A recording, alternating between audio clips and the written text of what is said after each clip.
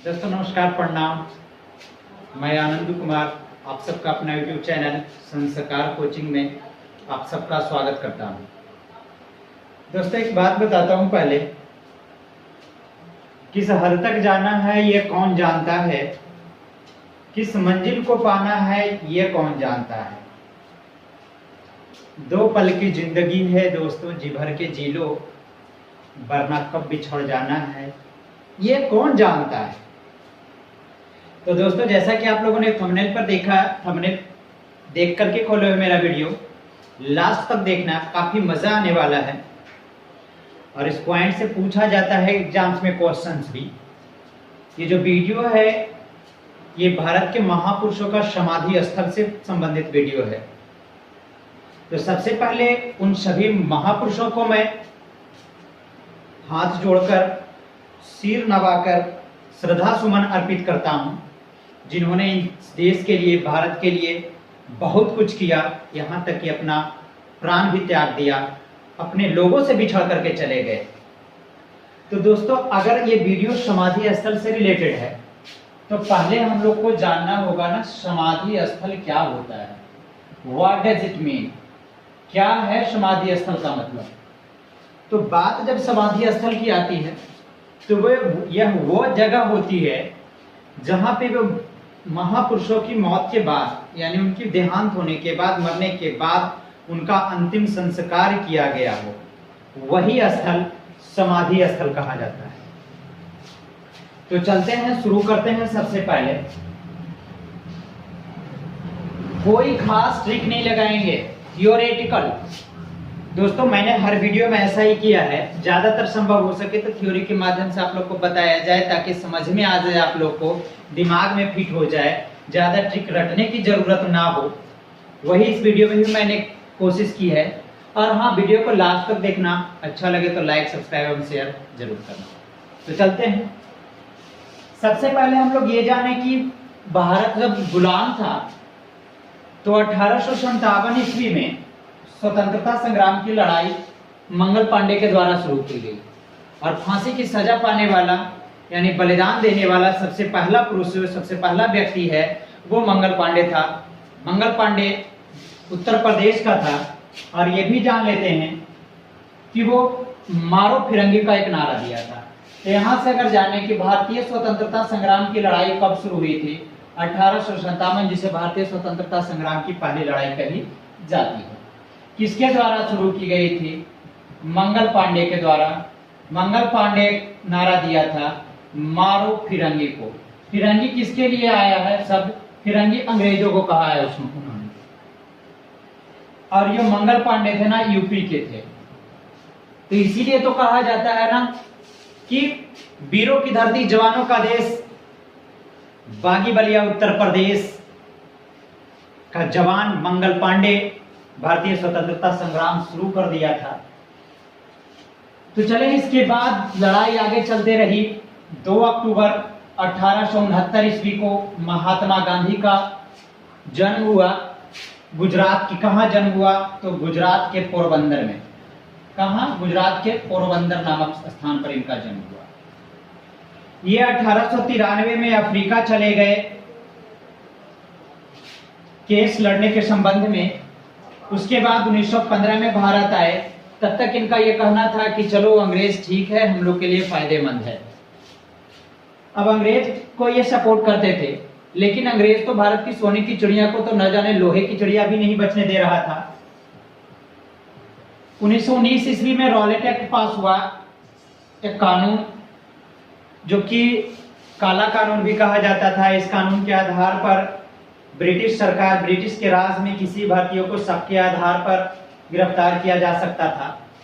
तो इसी कानून के तहत रॉलेट एक्ट, यहाँ पूछा जाए कि रॉलेट एक्ट कब पास हुआ? 1919 ईस्वी में। इसी का कानून के तहत 2 व्यक्ति, सत्यपाल और सैफुद्दीन किचलू नामक के 2 व्यक्ति को गिरफ्तार कर लिया गया।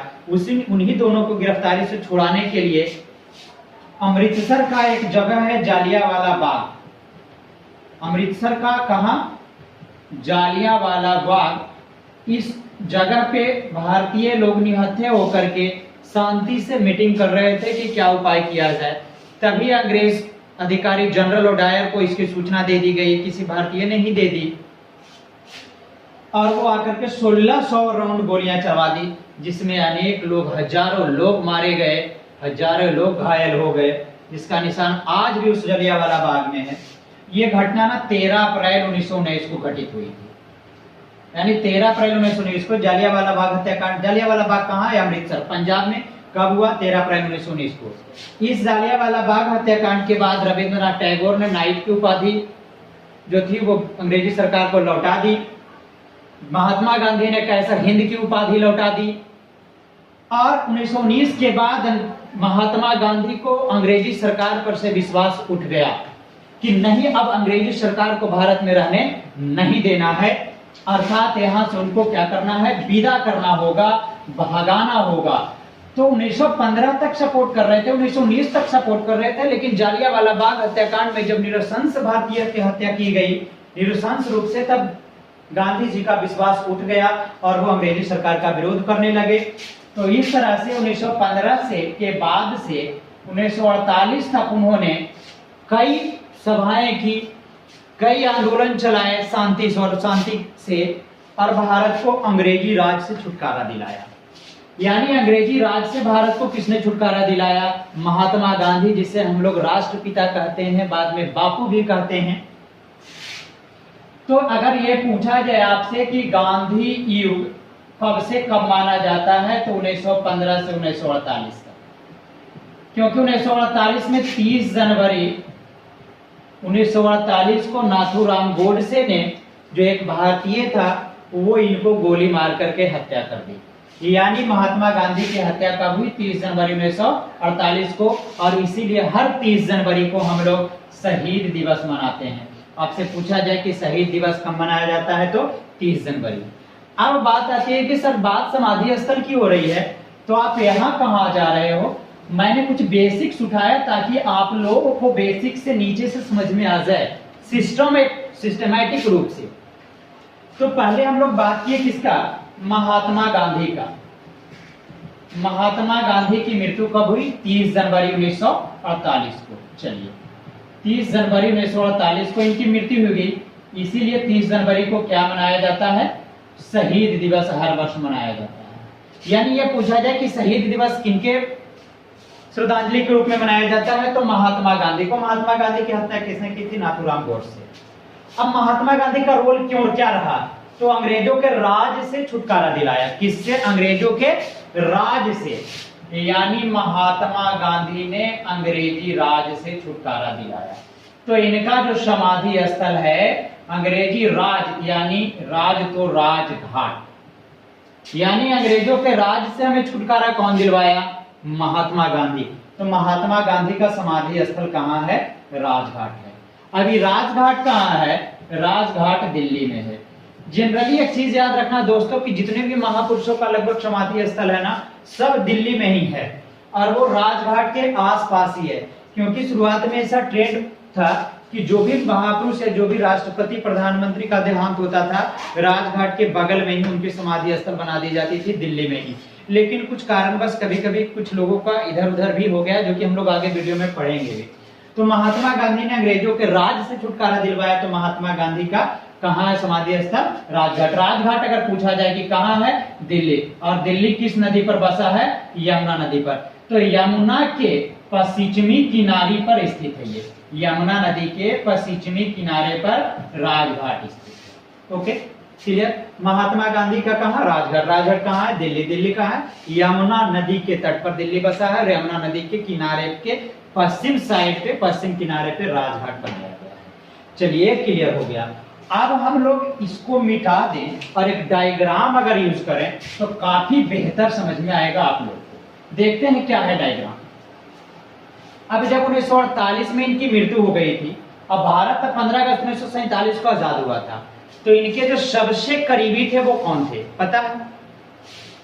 इनका एक शिष्य थे, वो सरदार वल्लभ भाई पटेल भी, उनको भी प्रधानमंत्री बनाने की चर्चा की गई थी, लेकिन महात्मा गांधी के पॉइंट ऑफ व्यू के कारण इनके सबसे करीबी व्यक्ति जवाहरलाल नेहरू को प्रधानमंत्री बनाया गया। यानी महात्मा गांधी के बाद पंडित जवाहरलाल नेहरू भारत के प्रथम प्रधानमंत्री जो थे, याद रखें, प्रथम प्रधानमंत्री इनके सबसे करीबी। यहां हमने पढ़ा कि अंग्रेजों के राज से छुटकारा दिलाया राजघाट। अब ये जो राजघाट है ना, राजघाट बहुत लगभग 240 क्या बोला जाए एकड़ में ये फैला हुआ है, बहुत बड़ा क्षेत्र है ये। अब ये तो बड़ा क्षेत्र है ना, तो ये राजघाट के एरिया में ही अमेरिकी राष्ट्रपति आइजनहोवर ने आकर के घूमा था। यहाँ मेन राजघाट में महात्मा गांधी को श्रद्धांजलि दिया। फिर चीन के राष्ट्रपति जो थे हो ची मिन, जो कि रेशम मार्ग का भी इन्होंने रेशम मार्ग भी बनवाया था, हो ची मिन। फिर इंग्लैंड की जो महारानी थी रानी एलिजाबेथ टू, इन्होंने राजघाट में पेड़ लगाया। राजघाट के एरिया में क्या लगाया था? पेड़ लगाया था। यानी अमेरिकी राष्ट्रपति आइजनहोवर, चीन के राष्ट्रपति हो ची मिन, फिर जो ब्रिटिश साम्राज्ञी थी एलिजाबेथ टू, ये भी आई थी और वहां पेड़ लगाई थी राजघाट के एरिया में। तो राजघाट के एरिया में पेड़ लगाया जाता है, तो पेड़ लगाने से क्या होती है, किस चीज का निर्माण हो जाता है उस एरिया में? वन का निर्माण हो जाता है। तो राजघाट में ही एक क्या है? वन है। क्या है? राजघाट में एक वन है। अब राजघाट में एक वन है यानी जंगल जिसको बोला जाए, तो ये वन है, तो वन में शांति मिलते हैं। और महात्मा गांधी किसके प्रिय थे? शांति प्रिय, अहिंसा के तो पुजारी थे नहीं, शांति प्रिय थे। तो उस वन को क्या नाम दिया गया? शांति वन। क्या नाम दिया गया था? शांति वन। यही शांति वन में किसकी समाधि स्थल? पंडित जवाहरलाल नेहरू, जो कि राजघाट के बगल में ही है पंडित जवाहरलाल नेहरू का समाधि स्थल। ओके, महात्मा गांधी कहाँ? राजघाट। राजघाट के बगल में क्या है? शांतिवन। शांतिवन में कौन हुए? पंडित जवाहरलाल नेहरू।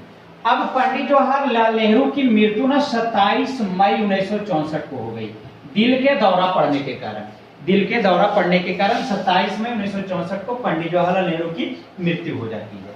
अब जब मृत्यु हो जाती है तो इनके कार्यवाहक प्रधानमंत्री के रूप में 13 दिन के लिए प्रधानमंत्री बनाया जाता है। किनको? गुलजारी लाल नंदा को, बीच में गुलजारी लाल नंदा को। चलिए, गुलजारी लाल नंदा को, तो गुलजारी लाल नंदा की इनकी जब मृत्यु होती है तो इनको भी जवाहरलाल नेहरू का जो शांतिवन है राजघाट, उसी के बगल में इनका भी समाधि स्थल बना दिया गया है। तो बात है कि गुलजारी लाल नंदा जो 13 दिन के लिए जवाहरलाल नेहरू के बाद प्रधानमंत्री बने कार्यवाहक तौर पे, उनका समाधि स्थल का क्या नाम दिया? तो एक चीज हम लोग याद करते थे, नंदा में हम लोग को मिलता जुलता शब्द आ रहा है नारद, नंदा नारद, नंदा नारद। अब आप लोग ना विष्णु पुराण देखे होंगे, तो उसमें क्या है ना कि नारद जी का एक रोल होता है नारायण नारायण। उनका काम क्या है? करना नारायण नारायण, जो गुस्सा में है उनको भी शांति दिला देना, यानी नारायण नारायण। तो नारायण से क्या होता है ना? नारायण घाट। यानी गुलजारी लाल नंदा के लिए याद रखेंगे, नारद जी क्या कहते थे? नारायण नारायण। तो गुलजारी लाल नंदा यानी नारद का कहाँ समाधि स्थल? नारायण घाट। गुलजारी लाल नंदा कहाँ हो गए? नारायण घाट। कहाँ? नारायण घाट। चलिए, क्लियर हो गया। यानी गुलजारी लाल नंदा कहाँ? नारायण घाट। यानी ये भी जब शांति इसके बगल में, ये इसके बगल में, तो ये भी कहाँ? दिल्ली में ही हुआ। कहाँ? दिल्ली में। अब बात करते हैं, जब ये 13 दिन के लिए गुलजारी लाल नंदा प्रधानमंत्री बने थे, तो इनके बाद जो प्रधानमंत्री बने वो थे लाल बहादुर शास्त्री। लाल बहादुर शास्त्री। ये जो लाल बहादुर शास्त्री थे, ये इनके शब्द में एक चीज हम लोग को क्लू मिल रहा है, बहादुर। बहादुर अगर कोई व्यक्ति होती है, लड़ाई होती है, तो क्या मिलता है उसको? बहादुरी से विजय मिलती है। बहादुरी से क्या मिलती है? विजय। यानी लाल बहादुर शास्त्री का समाधि स्थल कहाँ है? विजय। कहाँ है? विजय घाट। अरे विजय घाट भी नारायण घाट के बगले में है, सब बगले में एक दूसरा के है, दिल्ली में ही, राजघाट के बगल में ही। ये विजय घाट, यानी लाल बहादुर से क्या मिलेगा? विजय मिलेगा, विजय घाट। और विजय घाट में लाल बहादुर शास्त्री के साथ उनकी पत्नी का भी समाधि स्थल है। यानी लाल बहादुर शास्त्री एवं उनकी पत्नी का समाधि स्थल का क्या नाम है? विजय घाट। बहादुरी से क्या मिला? विजय। और नहीं तो विजय घाट नाम देने का एक और कारण है। जब लाल बहादुर शास्त्री भारत के प्रधानमंत्री थे तब 1965 ईस्वी में पाकिस्तान के साथ भारत का युद्ध हुआ था और 1965 ईस्वी में ये लाल बहादुर शास्त्री ने पाकिस्तानियों पर विजय पाई थी। इसीलिए पाकिस्तान पर विजय होने के कारण इनके मौत के बाद इनका जो समाधि स्थल बना जहां अंतिम संस्कार किया गया, पाकिस्तान पर विजय होने के सम्मान में इनके समाधि स्थल को क्या नाम दिया गया है? विजय घाट। तो ये भी याद रखते हैं कि 1965 में पाकिस्तान से युद्ध हुआ। उस समय भारत के प्रधानमंत्री कौन थे? लाल बहादुर शास्त्री थे। और कौन उस समय विजय हुए? भारत विजय हुआ था। किसके काल में? लाल बहादुर शास्त्री के काल में, इसीलिए विजय घाट नाम दे दिया गया। तो लाल बहादुर शास्त्री उनकी पत्नी का कहाँ है? समाधि स्थल विजय घाट। अब बात है यहाँ, ये सब तो क्लियर हो गया, यहाँ तक हम लोग चलिए क्लियर कर लिए। अब बात करते हैं लाल बहादुर की। जो पंडित जवाहरलाल नेहरू थे ना, उनकी एक बेटी थी, एक ही संतान थी, एक ही बेटी थी, इंदिरा गांधी। बस पारिवारिक चार्ट से हम लोग समझते जा रहे हैं। इंदिरा गांधी शादी की थी एक मुस्लिम फिरोज खान से। बाद में फिरोज खान नाम बदल करके क्या कर दिया गया? फिरोज गांधी कर दिया गया। चलिए, अब जो इंदिरा गांधी थी ना, इंदिरा गांधी को कहा जाता है ना भारत की सबसे शक्तिशाली महिला प्रधानमंत्री थी ना, शक्तिशाली पीएम रही भारत की, शक्तिशाली महिला प्रधानमंत्री। तो शक्तिशाली महिला प्रधानमंत्री थी, हम लोग कह सकते हैं इंदिरा गांधी शक्तिशाली पीएम थी, शक्तिशाली पीएम। तो इंदिरा गांधी का समाधि स्थल कहाँ हो गया? शक्तिशाली से शक्ति स्थल। कहाँ? शक्ति स्थल। यानी इंदिरा गांधी का समाधि स्थल कहाँ है? जो समाधि है वो शक्ति स्थल। चलिए, अब आगे हम लोग बात करेंगे शक्ति स्थल के बाद। हम लोग इंदिरा गांधी के लिए ऐसे भी याद करेंगे कि इंदिरा गांधी का ट्रिक क्या हो जाएगा कि इंदिरा गांधी भारत की शक्तिशाली प्रधानमंत्री थी। इंदिरा गांधी शक्तिशाली, इंदिरा गांधी शक्तिशाली, शक्ति से कहां? शक्ति स्थल। अब इंदिरा गांधी का एक और नाम है, इंदिरा गांधी को उपनाम के तौर पे आयरन लेडी कहा जाता था। सख्त निर्णय लेती थी ना, कड़ा कड़ा निर्णय लेती थी, तो इनको क्या कहा जाता था? आयरन लेडी भी कहा जाता था। यानी आपसे ये पूछ दिया जाए कि आयरन लेडी के नाम से किस भारतीय महिला प्रधानमंत्री को जाना जाता था या किस महिला को जाना जाता है भारत में? तो इंदिरा गांधी। ये नीचे नजर आ रहा है सर, नीचे नजर इसके आएगा, यहाँ तक का नहीं। तो चलिए थोड़ा सा इधर तो आ रहा होगा नजर में, ये ठीक है। इंदिरा गांधी जो थी ना, इंदिरा गांधी के दो बेटे थे। इंदिरा गांधी शक्ति स्थल, इंदिरा गांधी के दो बेटे थे। इंदिरा गांधी के दो बेटे वो कौन कौन थे? राजीव गांधी और संजय गांधी। राजीव गांधी और संजय गांधी। तो ये जो संजय गांधी था ना, बड़ा खुरापाती दिमाग का आदमी था, बदमाश कैटेगरी का कहा जाता है, जैसा कि जानकारी मिलती है। हम तो उस वक्त थे नहीं, लेकिन जैसे कि बुक से लोग जानकारी मिलती है ना, बुक से, उससे संजय गांधी। तो संजय गांधी का खुराफाती, अशांति फैलाने वाला व्यक्ति था। तो अशांति फैलाने वाला था, तो मरला के बाद कहाँ जाएगा? शांति पे जाएगा ना। तो संजय गांधी का भी समाधि स्थल शांति वन में है। यानी शांति वन में पंडित जवाहरलाल नेहरू के साथ साथ उनके नाती कौन? संजय गांधी। यानी शांति वन में पंडित जवाहरलाल नेहरू और क्या? संजय गांधी का समाधि स्थल। ओके, ऐसे भी शांति को अगर लिखे हम इस तरह से, सानति, नति यानी नाती, जवाहरलाल नेहरू और उनका नाती। अब बात करते हैं राजीव गांधी का। तो राजीव गांधी जो थे ना, एक अच्छे प्रधानमंत्री के रूप में उनकी छवि है भारत में। अच्छे थे, काफी पढ़े लिखे इंसान थे। ऐसा कहा जाता है कि उनका जो भाषण होता था ना, वो खुद तैयार कर लेते थे, खुद अपने भाषण लिखते थे। वो काफी साहसी व्यक्ति थे, इसीलिए उनके समाधि स्थल को वीरभूमि नाम दिया गया। क्या नाम दिया गया? वीरभूमि। वीरभूमि कहाँ? वीरभूमि किसका समाधि स्थल? राजीव गांधी का समाधि स्थल। अब इसे आप लोग ना शॉर्ट स्क्रीन ले सकते हो।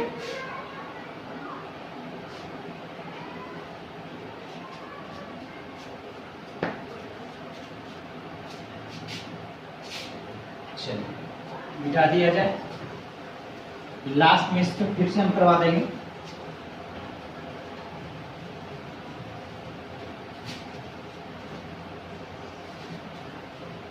कोई खास ट्रिक नहीं, कुछ भी ट्रिक नहीं, थ्योरेटिकल मेथड से, पारिवारिक चार्ट से हम लोग समझ रहे हैं।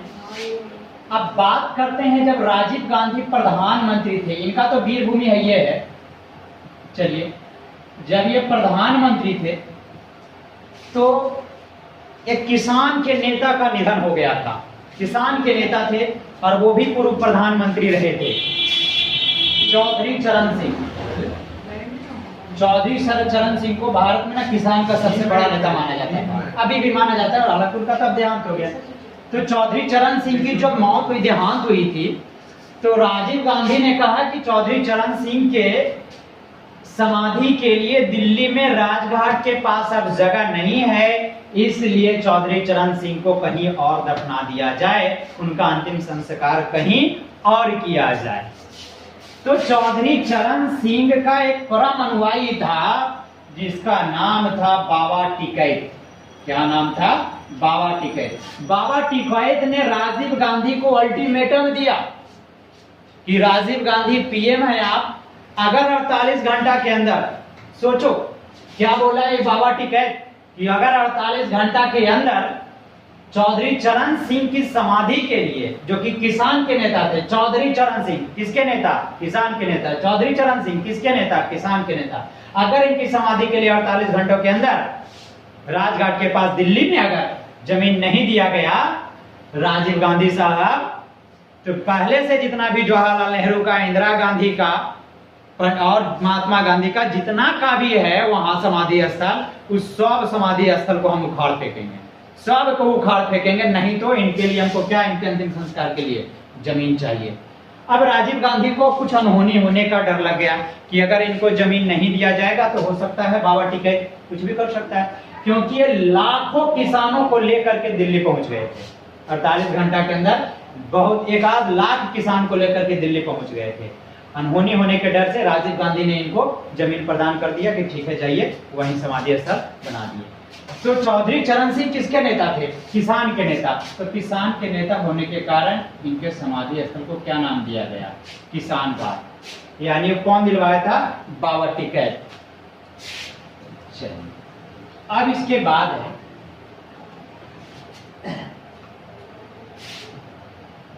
इसके बाद हम बात करने वाले हैं ना, क्या है? कर्म भूमि।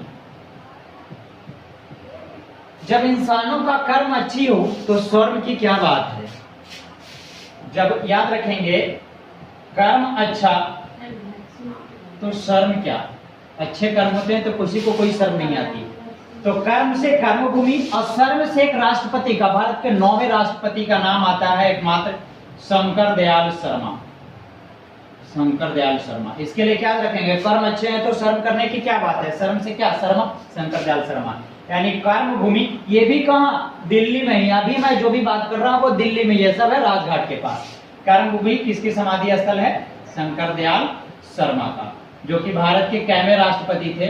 9वें राष्ट्रपति। चलिए, कर्म अच्छा तो शर्म क्या, शंकर दयाल शर्मा। अब उसके बाद हम लोग बात करेंगे, एक है चैत्रा भूमि। चैत्रा भूमि जो कि मुंबई में है। कहाँ है? मुंबई में है। चैत्रा लग रहा है आपको हिंदी महीने के अनुसार चैत, हिंदी महीने के अनुसार चैत। जब हिंदी महीना के अनुसार चैत होता है तो जब जनवरी और फरवरी में हम लोग अगर बात करते हैं तो ये जो लगभग कहाँ चला जाता है, ये लगभग चैत जो होता है ना, जनवरी फरवरी मार्च, आप देखोगे तो अमूमन अप्रैल माह होता है। हिंदी में जो चैत का महीना होता है तो इंग्लिश में किस महीना में चलते रहता है? लगभग अप्रैल चलते रहता है। तो अप्रैल में अगर बात करें 14 अप्रैल का, तो एक महान भारतीय व्यक्ति का जयंती मनाया जाता है 14 अप्रैल का। चैत महीना, चैत महीना लगभग इंग्लिश में किसके पास? अप्रैल में। अप्रैल में 14 अप्रैल को एक महान व्यक्ति का हम लोग जयंती मनाते हैं, वो मनाते हैं भीमराव अंबेडकर। भीमराव अंबेडकर का। तो इस तरह से चैत्रा भूमि कहाँ है? मुंबई में। आप लोग याद रखोगे कि चैत महीना लगभग अप्रैल में होता है और 14 अप्रैल को हम लोग भीमराव अंबेडकर का क्या जयंती मनाते हैं। तो चैत्रा भूमि किनकी समाधि स्थल है? भीमराव अंबेडकर की, जिन्हें संविधान निर्माता है, संविधान का जनक भारत का कहा जाता है। और ये कहाँ है? मुंबई में।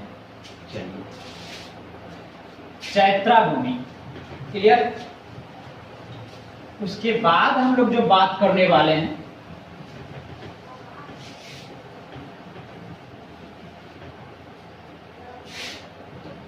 एकता स्थल की, किसकी बात करेंगे? एकता स्थल का। जब एकता स्थल की हम लोग बात करते हैं तो देखिए, आप लोग ना छोटी क्लास में कहानी पढ़े होंगे कि एक किसान के 4 बेटे थे, आपस में लड़ते थे, तो वो किसान बूढ़ा हो गया तो क्या कि एक लाठी का मतलब लट्ठों का गट्ठर लाया और वो सबको ढेर सारा गट्ठर एक बार दिया तोड़ने के लिए। तो एक बार में जो गट्ठर बंधा हुआ था बंडल के रूप में तो नहीं टूटा, जब अलग अलग करके दे दिया तो सब कुछ तोड़ दिया। तो उससे वो बताया बूढ़ा व्यक्ति कि देखो, जब एकता में रहोगे तो एकता में बल होता है, कोई तुमको तोड़ नहीं सकता है, इसीलिए एकता में रहना चाहिए। तो ये ज्ञान कौन देता है? एकता से एकता में बल होता है, ये कौन कहते हैं? ज्ञानी लोग ही ना कहते हैं। ज्ञानी लोग कहते हैं क्या कि एकता में बल है। ज्ञान कौन देगा कि एकता में बल है? ज्ञानी लोग ना ज्ञान देगा कि एकता में बल है। तो ज्ञानी से एक नाम आता है हम लोग का, ज्ञानी जैल सिंह, भारत के जो कि राष्ट्रपति रहे, पूर्व राष्ट्रपति ज्ञानी जैल सिंह। ये भारत के डाक विभाग से संबंधित जो विधेयक था उस पर वीटो का अधिकार प्रयोग करने वाले प्रथम राष्ट्रपति थे। चलिए, ज्ञानी जैल सिंह। अब ये जो एकता स्थल है ना, इन्हीं में एक और प्रधानमंत्री का भी समाधि स्थल था प्रारंभ में, चंद्रशेखर का। किसका था? चंद्रशेखर का। चंद्रशेखर, ज्ञानी जैल सिंह का एकता स्थल में ही, और किसका बाद है? चंद्रशेखर का। अगर ये पूछा जाए कि एकता स्थल कहाँ है तो ये भी दिल्ली। अभी तक एक्स्ट्रा में मैंने पढ़ा है कि चैत्रा भूमि वो कहाँ है? मुंबई पे। ये सब भी कहाँ है? ये एकता स्थल दिल्ली में। तो ये चंद्रशेखर था। तो बाद में चंद्रशेखर जो थे उनका एक पुत्र जो थे ना, नीरज शेखर, इन्होंने सरकार से मांग की कि मेरे पिता जो चंद्रशेखर थे ना, वो भी किसानों के नायक थे, यानी लोग उनके किसानों के नजर में उनकी एक अच्छी महत्ता थी, नायक थे, लोगों के नायक थे, इसीलिए इनको जन नायक भी कहा जाता था। तो इनके समाधि स्थल को नीरज शेखर ने मांग किया कि एकता स्थल में जो उन्हीं के पास है उनको एक अलग नाम दिया जाए, क्या? जननायक। तो एकता स्थल के पास ही एक जननायक स्थल है। जननायक स्थल में किनकी समाधि स्थल है? चंद्रशेखर का। चलिए, क्लियर हो गया। अब बात करते हैं समता स्थल। इसकी बात करेंगे, समता स्थल। ये भी दिल्ली में ही। कहाँ? दिल्ली में ही। एक बात आती है का, अभी अभी एक नया गाना आ रहा था, चल रहा था क्या कि सबके रे खूनमा एक ही हुए, धर्ममा लगा लगा बा। जीवन में सब कोई क्या है? समान है। इससे क्या शिक्षा मिलती है? जीवन में सब क्या है? समान है। समान का मतलब क्या? समता होना, सबके बीच समानता है, सबका खून एक ही है, धर्म अलग अलग है, लेकिन एक ब्लड बैंक एक ऐसा जगह है जहां जब ब्लड लेता है व्यक्ति दोस्तों, तो ये नहीं पूछता कि ये जो ब्लड हमें दे रहे हो भैया, ये जो हिंदू का है, मुस्लिम का है, सिख का है, या ईसाई का है, जैन का है, बौद्ध का है या पारसी का है। बस क्या चाहिए? ब्लड की। क्योंकि वहां जो बात होती है ना, वो जान और इंसानियत के बीच की बात आ जाती है, धर्म की बात नहीं होती। जीवन सबके लिए क्या है? इस प्रकार समान। तो जीवन से एक नाम आता है जगजीवन राम, और समान यानी समता। तो समता स्थल किनका हुआ? समाधि स्थल जगजीवन राम का। जगजीवन राम से क्वेश्चन ये बनता है कि सबसे ज्यादा वर्षों तक, लगभग 32 साल तक भारत सरकार में केंद्रीय मंत्री रहे जगजीवन राम। अगर आपसे पूछ दिया जाए कि भारत सरकार में सबसे लंबे समय तक केंद्रीय मंत्री रहने वाले व्यक्ति कौन थे, तो वो कौन थे? जगजीवन राम। कितने साल तक रहे? 32 वर्ष तक। कितने वर्ष तक? 32 वर्ष तक। क्लियर? बिल्कुल क्लियर हो गया। सबका खून समान है, जीवन सबके लिए समान है। जीवन क्या परिभाषा देता है? समता का। जीवन किसका परिभाषा देता है? जीवन समता का परिभाषा देता है, यानी समानता का परिभाषा देता है। तो जीवन से जगजीवन राम, समता से समतल स्थल। चलिए, अब समता स्थल क्लियर हो गया ना, उसके बाद हम लोग आते हैं कुछ ऐसे जो है ना जिनमें कोई ट्रिक काम नहीं करता, आपको पढ़ना होगा, याद रखना होगा। समता स्थल के बाद ना क्या है? स्मृति स्थल। स्मृति स्थल में ना 2 व्यक्तियों का समाधि स्थल था, 2 व्यक्तियों का अंतिम संस्कार यहाँ किया गया था।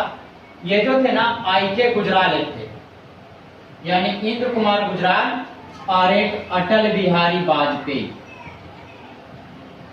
अटल बिहारी वाजपेयी, IK गुजराल और अटल बिहारी वाजपेयी का कहा स्मृति स्थल। लेकिन अटल बिहारी, बाद में ये माना गया कि जो अटल बिहारी वाजपेयी का जो समाधि स्थल था उनका एक नया नाम दे दिया गया, सदैव अटल। तो यहां से ये बट गया। पहले हम लोग याद कर रहे थे कि IK गुजराल यानी इंद्र कुमार गुजराल और अटल बिहारी का जो समाधि स्थल वो कौन था, स्मृति स्थल। लेकिन बाद में अटल बिहारी वाजपेयी का जो जिस जगह पे अंतिम संस्कार किया गया उसका क्या नाम दे दिएगा, सदैव अटल। तो हम लोग अटल बिहारी वाजपेयी का समाधि स्थल के रूप में किसको जानेंगे, आप सदैव अटल को जानेंगे। क्लियर। अब एक और कुछ रहा, ये IK गुजराल था, एक है ये सब कहाँ, दिल्ली में ही, महाप्रयाण घाट। याद रखिएगा महाप्रयाण घाट पटना में है। अब पटना में है तो ये तो पता हो ही गया होगा, प्रयाण से भी मिलता जुलता शब्द आता है प्रसाद, प्रयाण से प्रसाद। तो प्रसाद कौन थे, डॉक्टर राजेंद्र प्रसाद, जो कि भारत के प्रथम राष्ट्रपति थे। ये पटना में बांस घाट जो है ना, जहां सबको जलाया जाता है ना, ये बांस घाट के पास में ही महाप्रयाण घाट है। प्रयाण से मिलता जुलता शब्द क्या है, प्रसाद, यानी डॉक्टर राजेंद्र प्रसाद, यानी डॉक्टर राजेंद्र प्रसाद का समाधि स्थल कहाँ हो गया, पटना में महाप्रयाण घाट। कहाँ, महाप्रयाण। चलिए बिता दिया जाए।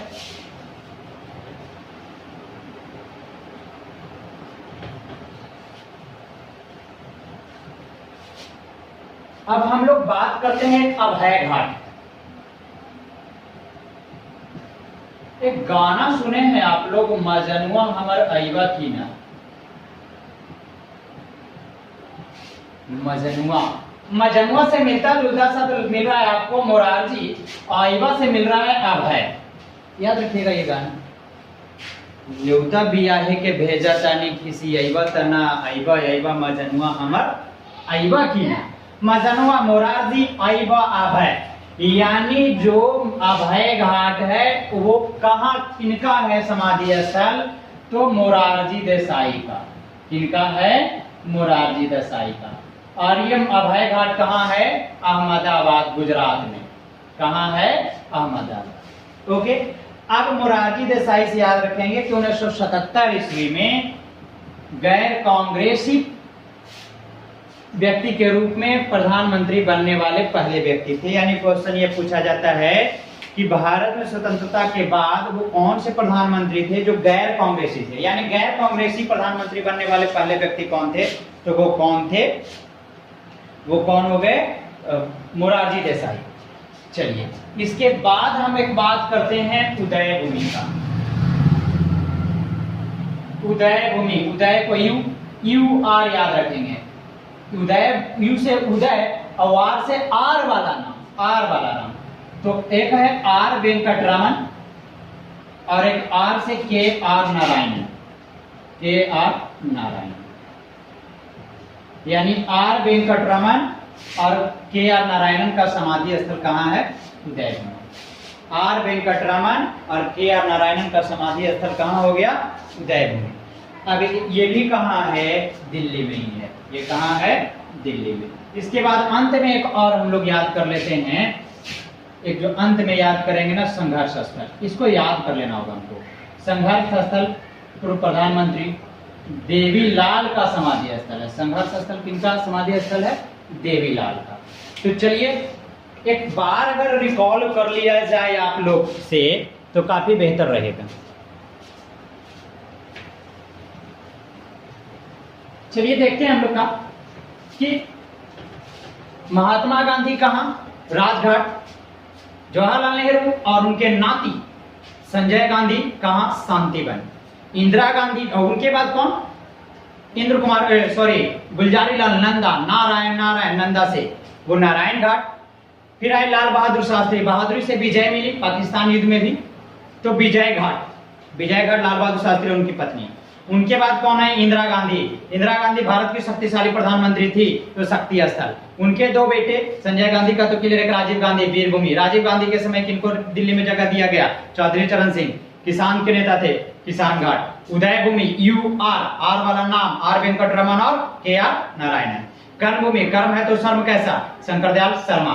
चलिए चैत्रा भूमि, चैत उधर अप्रैल महीना में भीमराव अंबेडकर। समता स्थल, जीवन समानता को बताता है, कौन, जगजीवन राम। समता स्थल। एकता स्थल, ज्ञानी जैल सिंह। ज्ञानी लोग भी बताते हैं ना कि एकता में बल है। और उनके साथ वहां कौन थे, चंद्रशेखर का था, जिनको उनका बेटा बाद में चंद्रशेखर बोला कि उनको अलग नाम दिया जाए, तो जननायक। स्मृति स्थल, दो व्यक्तियों का, किनका, आई.के. गुजराल और अटल बिहारी वाजपेयी का था। बाद में अटल बिहारी वाजपेयी का क्या कर दिया गया, सदैव अटल कर दिया गया। फिर है क्या, मोरारजी देसाई का, मजनुआ हमर अइबा, मजनुआ मोरारजी अइबा अभय, कहाँ, अभय घाट अहमदाबाद, मोरारजी देसाई। तो इस तरह से लगभग आप लोग का सब क्लियर हो गया होगा। वीडियो अच्छा लगा होगा, लाइक सब्सक्राइब शेयर जरूर करना। तब तक के लिए